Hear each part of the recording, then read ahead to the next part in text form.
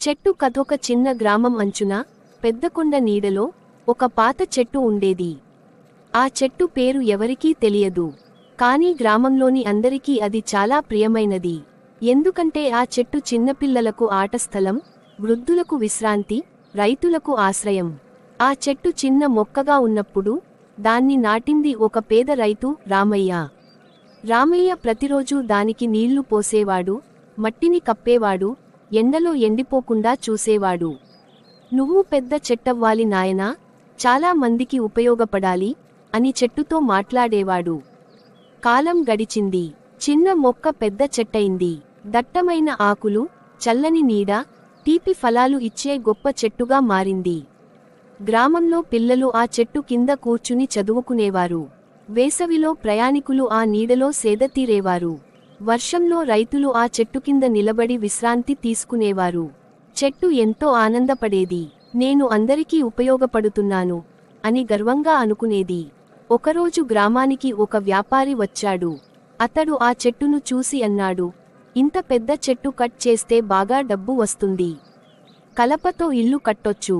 కొంతమంది గ్రామస్తులు ఆశపడ్డారు. డబ్బు వస్తే మంచిదే కదా అన్నారు. కాని వృద్ధులు మాత్రం చెప్పారు, ఈ చెట్టు లేకపోతే మనకు నీడ ఉండదు, చల్లదనం ఉండదు. చెట్టు అన్నీ విన్నది. అది భయపడింది, బాధపడింది. నేను తప్పేమి చేశాను, అందరికీ ఉపయోగపడ్డానే అని నిశ్శబ్దంగా ఆలోచించింది. ఆ రాత్రి రామయ్య మనవడు చిన్న సూరి చెట్టు దగ్గరకు వచ్చాడు. అతడు చెట్టును ఆలింగనం చేసుకుని అన్నాడు, నిన్ను ఎవరూ కొట్టనివ్వను. నువ్వు మా గ్రామానికి ప్రాణం. మరుసటి రోజు సూరి గ్రామ సభలో మాట్లాడాడు. ఈ చెట్టు వల్ల మనకు గాలి, వర్షం, నీడ, జీవితం దొరుకుతోంది. డబ్బు కోసం దీన్ని నరుకితే మన భవిష్యత్తే నరికినట్టే. అతని మాటలు అందరి హృదయాలను తాకాయి.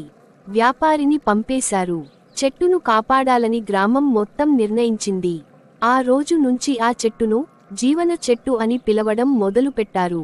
చెట్టు ఆనందంతో ఆకులు ఊపింది.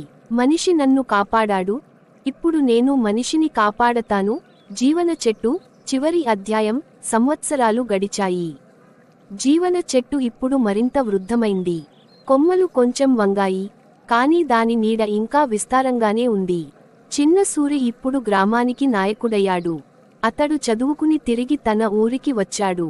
ఈ ఊరు నాకు జీవితం నేర్పింది, ఈ చెట్టు నాకు మనిషిగా ఉండటం నేర్పింది అని అతని మనసులో భావం. గ్రామం ఇప్పుడు చుట్టుపక్కల ప్రాంతాలకు ఆదర్శంగా మారింది. ఇతర ఊర్ల నుండి ప్రజలు వచ్చి అడిగేవారు, మీ ఊరు ఇంత పచ్చగా ఎలా ఉంది? సూరి నవ్వుతూ చెప్పేవాడు, మేము చెట్లను నాటలేదు, చెట్లను కుటుంబ సభ్యుల్లా చూసుకున్నాం. ఒక రోజు గ్రామానికి ప్రభుత్వ అధికారులు వచ్చారు. రోడ్డు విస్తరణ కోసం జీవన చెట్టు అడ్డుగా ఉందని చెప్పారు. మళ్ళీ అదే ప్రశ్న, చెట్టు బతకాలి లేదా అభివృద్ధి? గ్రామస్తుల మనసులు కదిలాయి. కాని ఈసారి ఎవరూ తడబడలేదు. సూరి ముందుకు వచ్చి ప్రశాంతంగా మాట్లాడాడు, అభివృద్ధి అంటే నాశనం కాదు. ఈ చెట్టు మా ఊరి చరిత్ర, మా ఊరి ఊపిరి. అతడు పాత పత్రాలు, ఫోటోలు చూపించాడు. చెట్టు కరువులో ఊరిని కాపాడిన కథ, తుఫానులో గోడలా నిలిచిన విషయానికి చెప్పాడు. అధికారులు మౌనంగా విన్నారు. చివరికి ఒకరు అన్నారు, ఈ చెట్టు ఒక జీవస్మారకం. రోడ్డు దారి మళ్లిస్తాం. ఆ రోజు గ్రామంలో పండుగ వాతావరణం. జీవన చెట్టు కింద దీపాలు వెలిగించారు.